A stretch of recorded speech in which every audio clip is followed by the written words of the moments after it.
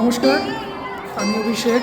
আর এখন আছি আমি ফুলবাড়ি শ্মশানকালী মন্দিরে। আজ ফুলবাড়ি শ্মশানকালী মন্দিরের শ্মশান মায়ের বাৎসরিক পুজো। সবাইকে অংশগ্রহণের জন্য অনুরোধ রইল।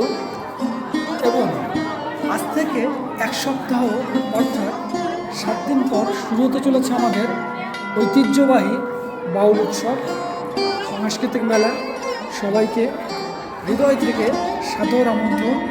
দেখা হচ্ছে ফুলবাড়ি শ্মশানকালী মন্দির প্রাঙ্গণে বাউল উৎসবে এবং সাংস্কৃতিক মেলায়। ধন্যবাদ।